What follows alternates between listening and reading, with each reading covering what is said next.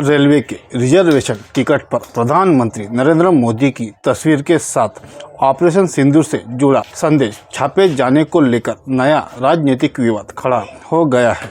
इस पर कांग्रेस ने कड़ा ऐतराज जताते हुए मोदी सरकार पर सेना के पराक्रम को राजनीतिक प्रचार में बदलने का गंभीर आरोप लगाया है। वहीं भारतीय रेलवे और भाजपा ने कांग्रेस के आरोपों को खारिज करते हुए एक संदेश बताया है, न कि प्रचार। क्या है पूरा मामला, आइए जानते हैं विस्तार से। साथियों, जय भीम। मैं बादल और आप देख रहे हैं हमारे यूट्यूब चैनल अपना भारत। हाल ही में जारी किए गए रेलवे रिजर्वेशन टिकट पर पीएम मोदी की तस्वीर छपी है, जिसमें एक संदेश लिखा है। ऑपरेशन सिंदूर ने आतंक के खिलाफ लड़ाई में एक नई लकीर खींच दी है, एक नया पैमाना, न्यू नॉर्मल तय कर दिया है। इससे ठीक नीचे छोटे अक्षरों में लिखा गया है, पीएम मोदी का राष्ट्र के नाम संबोधन 12 मई 2025। यह वही दिन है जब प्रधानमंत्री नरेंद्र मोदी ने देश को रात 8 बजे संबोधित किया था। अपने 22 मिनट के भाषण में उन्होंने पहलगाम हमले, ऑपरेशन सिंदूर, सीज फायर, आतंकवाद, सिंधु जल समझौते और पीओके जैसे संवेदनशील विषय पर बात की थी।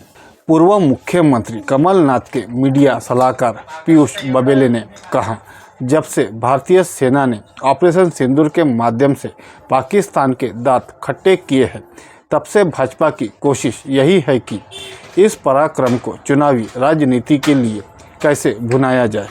देश में हमेशा से एक स्वस्थ लोकतांत्रिक परंपरा रही है कि सेना को राजनीतिक बहसों से दूर रखा जाए, लेकिन भाजपा इस परंपरा को तोड़ते हुए सेना के अभियानों को प्रचार सामग्री बना रही है।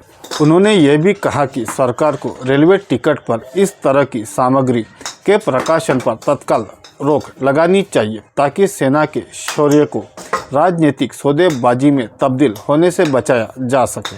बबेले ने आरोप लगाया कि यह पहली बार नहीं है जब भाजपा नेताओं ने सेना या रक्षा मुद्दों को राजनीतिक लाभ के लिए इस्तेमाल किया हो।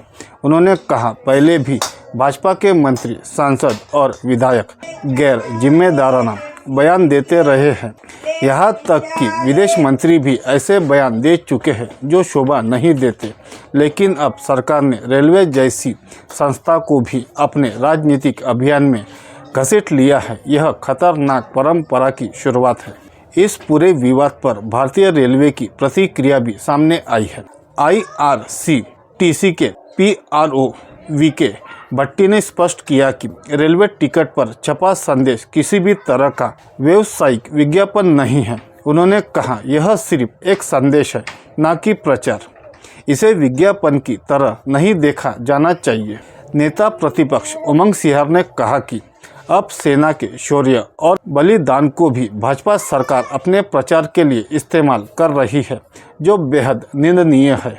उन्होंने कहा कि रेलवे टिकटों पर ऑपरेशन सिंदूर में शामिल सैनिकों की तस्वीर हटाकर प्रधानमंत्री की तस्वीर लगाना इस बात का उदाहरण है कि केंद्र सरकार कितनी प्रचारजीवी हो चुकी है।